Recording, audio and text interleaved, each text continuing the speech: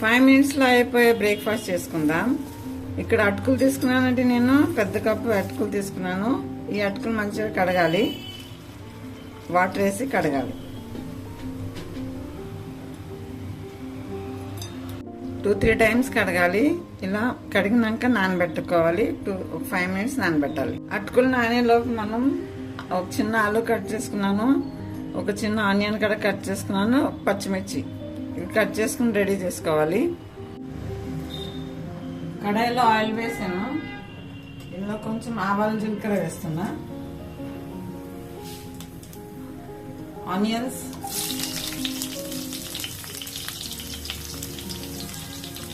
పచ్చిమిర్చి,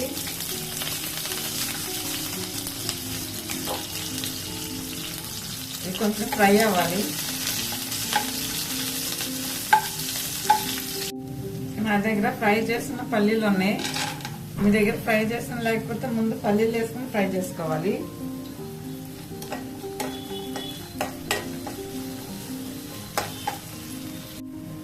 కొన్ని జీడిపప్పులు,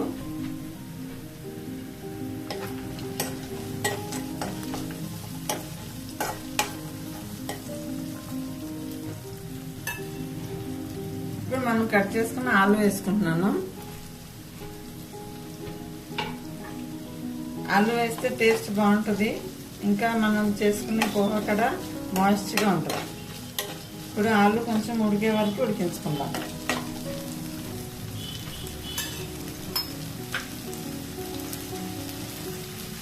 ఇందులో కొంచెం సాల్ట్ వేస్తున్నాను.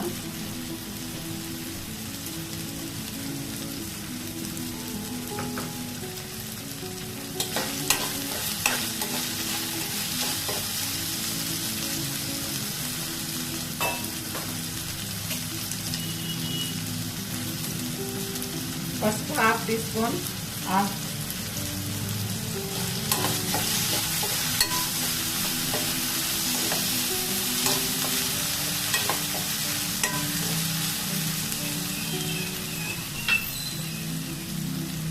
ఇప్పుడు మూత పెట్టి ఆలు ఉడికే వరకు ఉడికించుకుందాం. ఆలు ఉడకటానికి టైం పడుతుంది అనుకుంటే కొంచెం వాటర్ వేసుకోవచ్చు.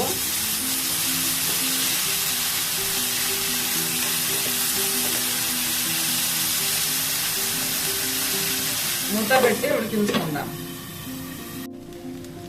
ఆలు ఉడికిపోయి నానబెట్టుకుని అటుకులు వేస్తున్నాను.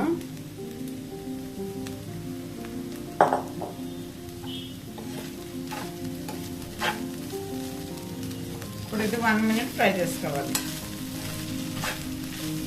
సాల్ట్ ఆల్రెడీ మనం ముందే వేసాం కదా, ఇంకా సాల్ట్ వేయాల్సిన అవసరం లేదు.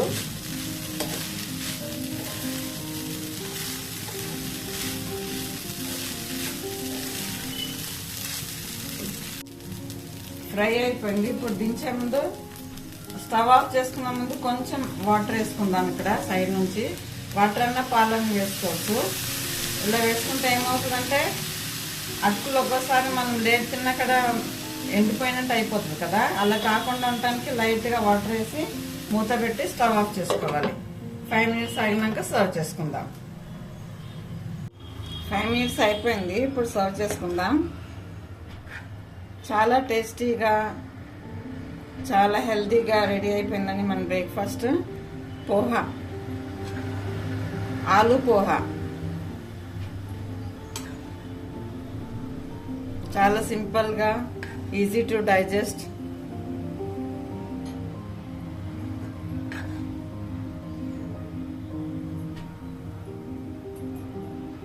ఇంకా పల్లీలు మీకు క్రంచిగా కావాలనుకుంటే ఫ్రై చేసుకున్నాక ఆయిల్ నుంచి బయట తీసేసి తర్వాత సర్వ్ చేసుకోవచ్చు.